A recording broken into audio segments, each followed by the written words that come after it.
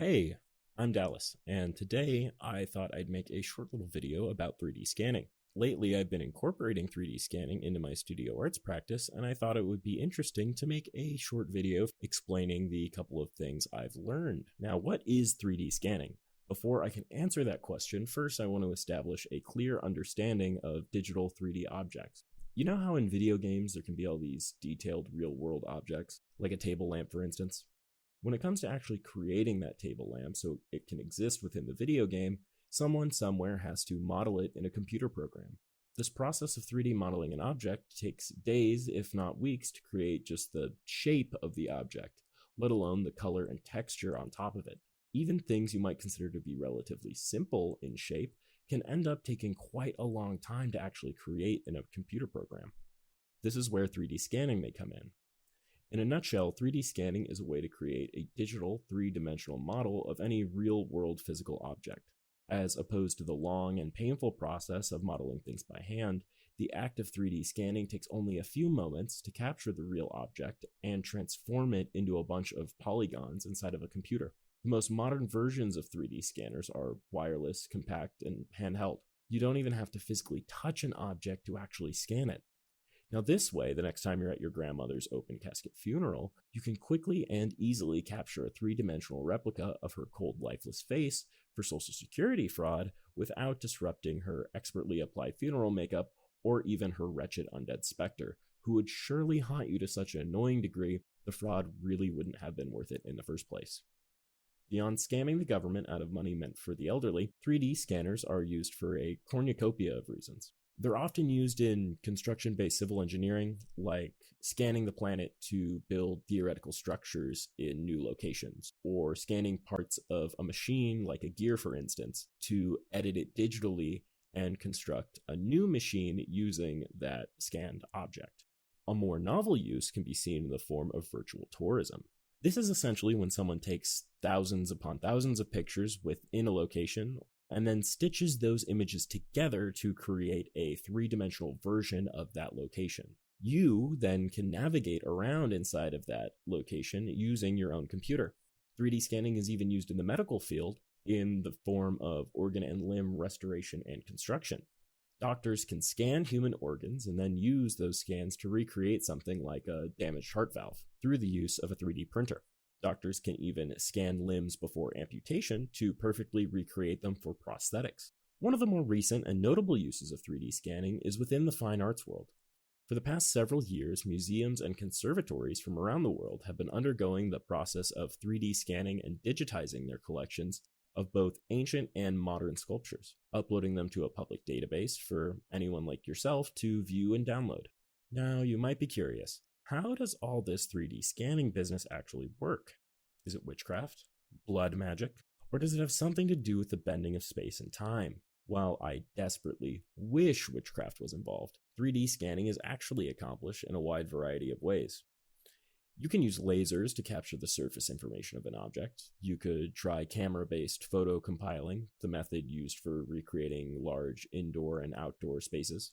You could even use projection mapping, which itself is dated back all the way to the 1700s, when artists used the technique for creating realistic life-size sculptures. For the sake of this video, let's focus on the method of 3D scanning that involves lasers. We're going to focus on laser scanning for two main reasons. First off, lasers are cool, and you become cool when you learn about them. And second, it's the only method I've bothered to do any actual research on. Before I begin explaining their use in 3D scanning, let's go over a brief and incomplete history of our favorite eyeball-blasting beam, the laser. So back in 1918, former scientist and current corpse Max Planck? Anyways, he won a Nobel Prize. Why did he win this prize? Well, in the simplest terms, he won the Nobel Prize for discovering essentially that the radioactive particles that are emitted from a radioactive object wiggle up and down in what we refer to as waves. And the amount that these particles wiggle when they dance their way on out of an object depends on how hot the object in question is. The hotter the object, the bigger the waves. We perceive these waves as light.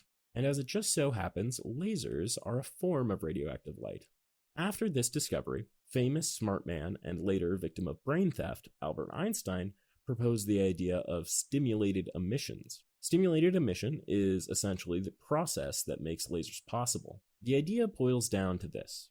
Perhaps we can flavor blast electrons so good with a bunch of energy that they will produce light at specific wavelengths. Einstein's idea was then presumably written down and then left in his junk drawer for roughly 40 years, as that's how long it took for scientists to actually prove Einstein's theory correct, manipulating these light wavelengths in such a way creating the world's first visible laser beam. So now I know what you're asking. Gee, magic floating coffee pot, that's great and all, but what does this have to do with 3D scanning? You see, the most common form of 3D scanning is laser scanning, and it's an insanely complicated process that, thankfully, is as simple to carry out as pointing the scanner at an object, pressing a single button, and rotating the scanner around the object in question. What happens when you press the button is where things begin to get a little complicated. You see, to create a 3D object, a computer needs a bunch of points with XYZ coordinates.